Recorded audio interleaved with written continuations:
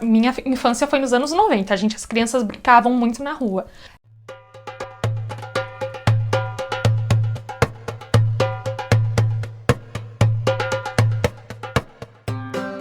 Namastreta, pessoal, tudo bem? Já quero começar o vídeo agradecendo muito a vocês, todos os comentários cheios de carinho, cheios de compreensão. Fiquei muito feliz com todo o acolhimento que eu recebi com o meu último vídeo, que já tem um tempinho que eu fiz aqui, onde eu conto sobre o meu diagnóstico de síndrome de Asperger, sobre o meu diagnóstico de autismo aos 31 anos de idade, que eu recebi agora dia 24 de agosto de 2020. 31 anos, gente, eu descobri que eu sou autista com 31 anos de idade, não é pouca coisa, hein? E eu recebi muitas pessoas também falando que se reconheceram nas coisas que eu disse, e até algumas meninas chegaram a um diagnóstico também, e eu fiquei muito contente de saber que este vídeo que eu fiz pôde ajudar tantas outras garotas, porque isso eu vou falar ao longo de outros vídeos. Eu não sou uma especialista, novamente falando, eu não sou nenhuma especialista em autismo, mas esse pouco que eu já pude vivenciar e que eu já pude estudar, já foi o suficiente para eu saber que o diagnóstico de autismo em mulheres é muito tardio e é muito específico e difícil de ser diagnosticado.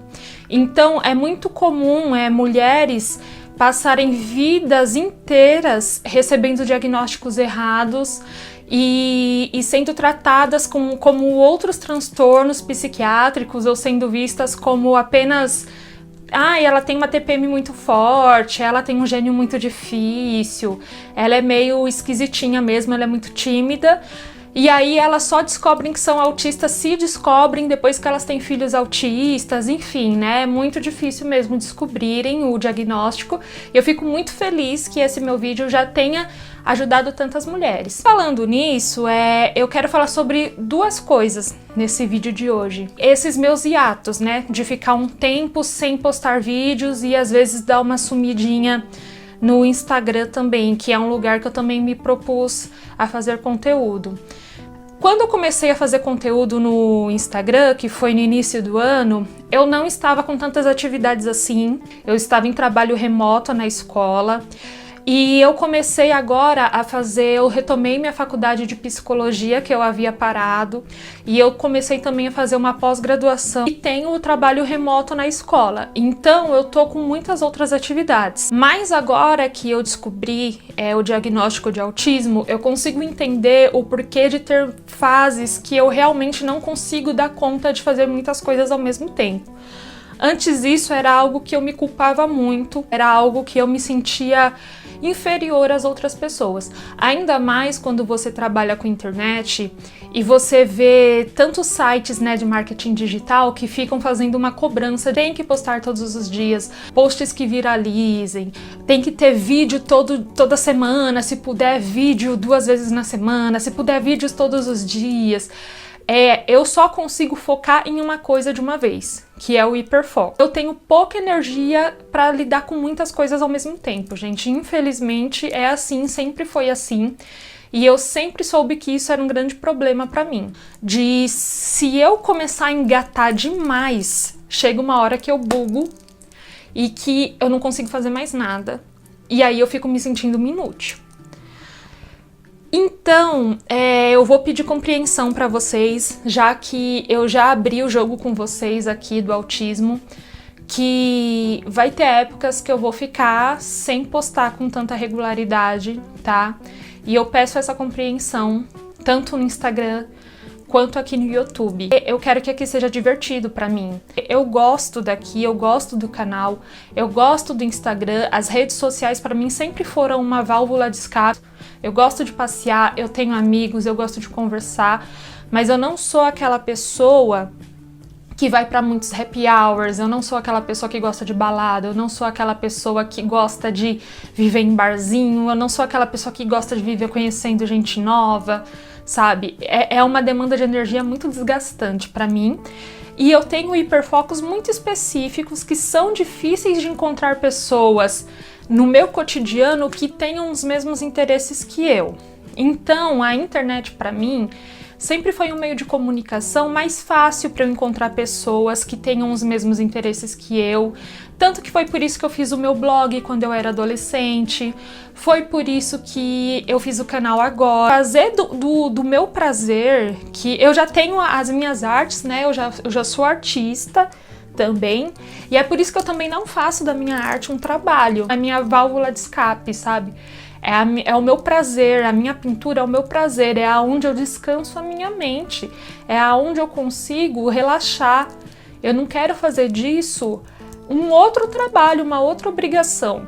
Então, para mim, o canal no YouTube, eu quero que seja isso também, eu quero que seja um prazer, uma diversão. Eu possa compartilhar coisas com vocês e que vocês possam compartilhar coisas comigo, tá? E que vocês entendam os momentos que eu precise dar uma sumida, tá bom? Bom, e como hoje é Dia das Crianças, eu resolvi falar com vocês sobre como eu era quando eu era criança. Será que eu era uma criança muito diferente das outras? Como era a minha infância sendo uma criança autista? É muito novo para mim me dizer autista. Tem 2 meses que eu descobri que eu sou autista. Então, revisitando, faz pouco tempo que eu comecei a revisitar essas memórias de infância sobre mim e ver algumas peculiaridades, né? Ver algumas facetas, ver alguns momentos que demonstravam já que eu tinha algumas questões que já denunciavam o autismo. O que eu posso dizer? Enquanto eu for falando, eu fui revisitar algumas fotos também, eu vou colocando algumas fotos, tá? Para ir ilustrando, mas não tem tantas fotos assim que mostram que eu sou autista, sabe? Eu não tenho tantas fotos fazendo coisas que podem demonstrar. Eu sei que muitas pessoas falaram, você perceber se você olhava nos olhos, e realmente eu comecei a perceber que a maioria das fotos eu não olhava para a câmera. A maioria principalmente quando eu era mais pequenininha, assim, até, sei lá, uns 5 anos, eu olhava sempre pro lado, né? Eu não encarava a câmera e parecia que nos meus aniversários eu não estava interessada. Isso é muito interessante perceber. Eu tenho as fotos de alguns aniversários, eu vou colocar aí. Então todas as crianças ao redor fazendo parabéns pra você e parece que eu tô muito alheia. Parece que eu tô muito... Tanto faz como tanto fez eu estar naquele lugar, sabe? Eu não estou ligando pro que tá acontecendo. Mas eu não acho que eu não estava ligando, porque eu lembro que eu gostava de festa. Até hoje eu gosto de aniversário. Até hoje eu gosto de comemorar meus aniversários, né? Eu gosto da data, assim, eu gosto de sentir que eu estou fazendo aniversário. Pra mim é um dia especial, é um dia diferente. Mas eu acho que eu não demonstrava. Eu acho que as pessoas de fora, e hoje vendo as fotos, parece que eu não demonstrava que estava gostando, mas eu acho que eu lembro que eu gostava. Enfim. Bom, eu bebê, a minha mãe fala, e isso ela sempre falou, só que a gente nunca notou isso como algo, uma característica de autismo. Minha mãe sempre falou que eu era uma bebê muito boazinha, que eu nunca dava trabalho, que eu não chorava e que, inclusive, a minha avó falava pra ela me pegar no colo, porque se ela não me pegasse no colo, eu não pedia colo. Isso, para quem estuda autismo, já diz que é uma característica. Minha mãe fala que eu não pedia colo e que eu só chorava se de fato eu realmente precisasse de alguma coisa. Se eu tivesse com dor, se eu tivesse com muita fome, se eu tivesse necessitando de algo. Mas eu não pedia colo, não queria uma interação, assim, não era uma necessidade minha interagir. Eu comecei a andar antes de engatinhar, não sei se isso é uma característica, e eu comecei a andar cedo, eu acho que eu comecei a andar com uns 10 meses, minha mãe fala. Eu era muito independente, eu sempre brinquei muito sozinha, eu não gostava de brincar com as outras crianças. Isso eu tô falando da primeira infância, tá, gente? Eu não gostava de brincar com as outras crianças, eu não precisava desse contato com as outras crianças. Eu lembro que eu sempre gostei de brincar muito com formigas. Eu sempre gostei muito de brincar com formiguinha, lembro até hoje, que tipo, eu morava num quintal muito grande, que era o quintal da minha avó, e tinha sempre casinha de formiga, né, formigueiro, e eu gostava de brincar com formiguinha, era o que eu gostava de fazer. Eu ficava nos cantinhos brincando com formiga e eu ficava estudando o comportamento das formigas.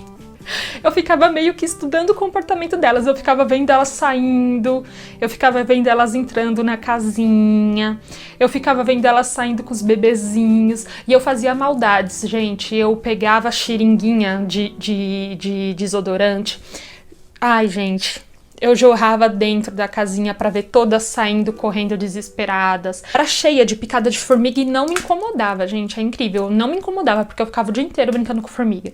Eu também brincava muito de desenhar no chão com giz. Eu desenhava crianças do meu tamanho e falava que elas eram minhas amigas.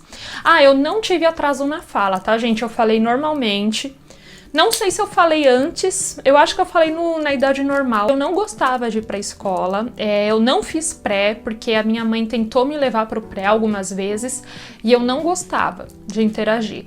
É engraçado porque até uma certa idade eu parecia ser uma criança mais nova, para algumas coisas. Eu vivia num mundo muito alheio, sabe? Eu não gostava, como eu disse, eu não gostava de interagir com as outras crianças e eu brincava de coisas que as outras crianças já não brincavam mais. Então eu, por exemplo, gostava ainda de brincar de boneca até mais ou menos os 12, 13 anos. Coisas que as meninas já estavam querendo saber de namorado, já estavam querendo beijar na boca. Eu ainda nem pensava, sabe? Eu ainda brincava de boneca. Então, pra essa época, elas achavam que eu era infantilizada. Só que quando chegou mais ou menos os meus 13 anos, parecia que eu já era muito mais velha. Parecia que eu já era muito... Só que aí já vai entrar quando eu for falar da adolescência, né? Mas quando chegou os meus 13 anos, assim, já parecia que eu era muito mais velha. Eu tinha uma mente muito mais avançada, eu tinha pensamentos assim muito filosóficos, eu tinha pensamentos muito mais sofisticados assim e muito mais profundos do que as crianças, né, os adolescentes assim. Tanto que eu continuava nesse mesmo limbo de não pensar tanto em namoro, porque aquilo pra mim era meio que futilidade. Eu queria saber sobre as questões do universo, da vida. Eu entrava em crises existenciais muito fortes sobre Deus. E aí, voltando um pouco de novo para a infância, né? Foi também muito difícil porque eu era uma criança muito angustiada. Eu tinha umas características de depressão, eu me sentia muito excluída dos grupos, eu sofria muito bullying porque diziam que eu era de fato muito magrinha. Eu usava óculos, na época não era tão comum usar óculos, né, de armação grande e tal. Mas eu acho que a minha percepção das coisas era tão apurada, era tão aumentada, que fazia eu perceber o bullying também de uma maneira muito exagerada, fazia eu perceber o bullying de uma maneira muito maior. Teve um vídeo que eu falei, acho que foi 50 fatos sobre mim, que eu falei que eu aprendi a ler com 9 anos, mas eu exagerei, tá? Eu acho que com 9 anos eu aprendi a ler bem, assim, sabe? Mas eu já lia com 7,5, assim, eu já lia. Mas que eu lia com fluência, eu acho que foi com uns 9 mesmo, tá? Mas, em compensação, eu desenhava muito bem, tanto que isso foi uma coisa que eu me desenvolvi muito rápido e eu lembro que os meus professores se assustavam, porque eu tinha um desenho muito desenvolvido para as crianças da minha idade e eles não acreditavam que tinha sido eu que tinha feito aqueles desenhos. Eu lembro que, até hoje, que uma vez, aqueles desenhos de primeira série, tipo gato, bola, urso, e você fazia um desenho do lado, a minha professora se assustou. Ela, como que você desenha esses animais? Assim, porque eu fazia uma gatinha bem bonitinha, com o pires, com a linguinha, tomando leite, com os mínimos detalhes, assim. E isso foi até a adolescência, até hoje, tanto que hoje eu sou pintora. E quando eu fiz mais ou menos uns 10 anos, eu comecei a ler demais. Eu lia tanto, mas eu lia tanto, que eu lia livros, assim, de 300 páginas em um dia. Assim, em uma semana, eu tinha lido uns 5, 6 livros. Cada livro de 300 páginas, assim. Eu lia demais. Então, eu acho, né, eu tava conversando com a minha psicóloga esses dias que talvez, eu não sei, eu teria que fazer uma bateria de testes, talvez eu tenha altas habilidades também, né? Porque eu tinha facilidade, não em todas as matérias, mas eu tinha facilidades gigantescas em algumas matérias, assim, na escola. Eu lembro que eu pegava algumas coisas que as minhas amigas da escola tinham dificuldades, vamos supor, o professor passou uma redação, eu fazia a minha redação em 5 minutos, e aí eu pegava a redação de 3, 4 e fazia tudo na mesma aula. A aula era de 1 hora, eu fazia 5 redações, entregava e todas vinham com a nota máxima, sabe? Ou então o professor estava explicando um pouco, ele estava explicando o começo, assim, ele passou a lição na lousa, ele estava começando a explicar e eu já tinha feito, já tinha entregado, e ele falava, Daiane, mas eu ainda nem expliquei. E eu, não, mas eu já entendi, não precisa você explicar. Aí ele, eu quero ver o que você fez então. Ele ia ver, tava tudo certo. Eu lembro uma vez também que um professor de gramática, né, passou um negócio que era tipo uma pegadinha, né? Eu não lembro exatamente como era. Falei, professor, tem alguma coisa errada, porque só dá isso e isso. Ele olhou e ele falou, mas tá certo, como que você sabe? Eu falei, porque só dá isso e isso. Então eu ia muito bem nessas coisas. Tinha dias que eu achava que era meio inútil ir pra escola, porque eu sabia já o que ia dar, eu sabia que o professor ia repetir coisas que eu já tinha lido em casa, porque eu estudava muito por fora também, igual a minha escola não tinha filosofia, não tinha sociologia, não tinha essas matérias que eu tenho um grande interesse, né? Só que eu estudava tudo em casa, porque eu gostava muito. Eu lembro que eu tinha aqueles livros enciclopédia, uns livros vermelhos, como chamava eu não lembro, mas eram uns livros vermelhos, eu tinha enciclopédia, eu tinha os próprios livros didáticos também, eu não tinha internet, e eu estudava tudo em casa, lia tudo, assim, tudo em casa. E eu ia muito bem nessas coisas, sem contar os livros que eu pegava da biblioteca. Em exatas eu era horrível, gente, e eu nem me importava como eu não me importo até hoje. Tanto que muita gente pergunta pra mim por que eu nunca prestei uma faculdade pública por causa disso, porque eu não... porque eu sou muito ruim em exatas e eu não me interesso em aprender, assim. Coisa que sempre acontecia, que é algo que minha mãe falava muito também na infância. A minha rua, eu tinha muitos primos, e a minha rua tinha muitas crianças. Minha infância foi nos anos 90, as crianças brincavam muito na rua.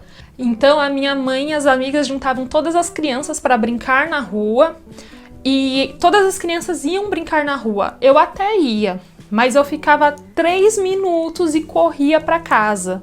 E ou eu ia ver televisão, ou eu ia brincar com formiga, ou eu ia desenhar.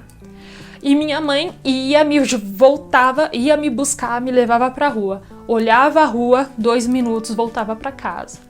De novo, minha mãe me levava, olhava a rua, voltava pra casa. Olhava a rua, voltava pra casa. Até que minha mãe disse que teve um dia que ela ficava com medo de eu ficar sozinha em casa, né? Porque ela tinha medo de acontecer alguma coisa, de eu mexer em alguma coisa.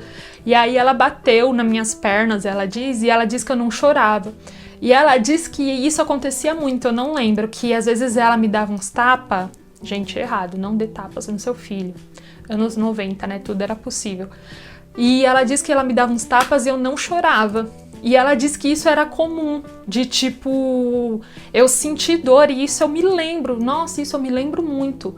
Até hoje é um pouco assim, de eu tá sentindo um incômodo físico, uma dor, e eu não reclamo, sabe? Eu não reclamo. Eu lembro até hoje que teve uma vez, criança / adolescente, assim, eu acho que eu tinha uns 13 anos, 12 anos, que provavelmente eu tive uma infecção urinária e eu sentia muita dor quando eu ia fazer xixi e eu não contei pra ninguém. E graças a Deus eu fui curada, porque aquilo poderia, né, ter dado muito ruim. Eu não contei pra ninguém, sabe? Era algo muito comum. Eu passava dias com muita dor de cabeça, que também é uma questão do autismo, né? As sobrecargas sensoriais. E eu achava que aquilo era normal, sabe? E eu acho que é por isso também que eu também demorei muito a descobrir o autismo. Porque eu acho que eu levei na normalidade muitas coisas que eu sentia. Os shootdowns, eu sempre achei que era comum. Eu saí as quedas, como minha mãe fala, ficar as quedas por aí. Eu achava que era comum da minha vida sair caindo. Gente, eu pego o metrô, eu pego o ônibus, eu pego o trem, eu vivo caindo no transporte público, eu vivo desmaiando. E pra mim isso sempre foi normal da minha vida, sabe? Dores de cabeça insuportáveis pra mim sempre foi normal. Então eu acho que pra mim eu sempre aguentei tudo isso como algo muito normal. Enfim, gente, isso foi um pouco da minha infância. Nunca passei em nenhum psicólogo na infância, nunca passei em nenhum psicopedagogo, nunca passei em nenhum especialista, nada. Até porque, como eu disse, meus pais são muito simples. Meu pai sempre foi metalúrgico a vida inteira, minha mãe dona de casa, depois de um tempo ela se tornou cabeleireira.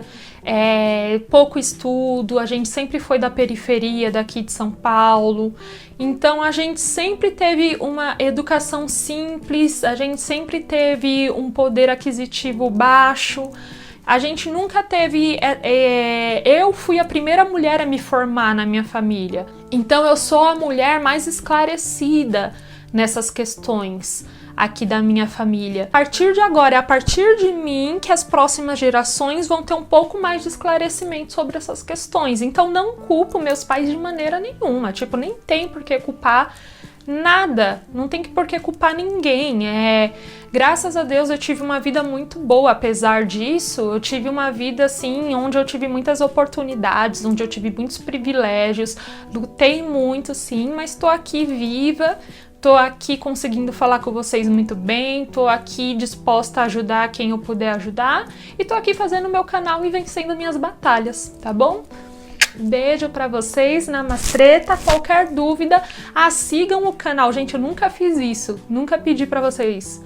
Como que pode? Sigam o canal, se inscrevam, compartilhem este vídeo e namastreta.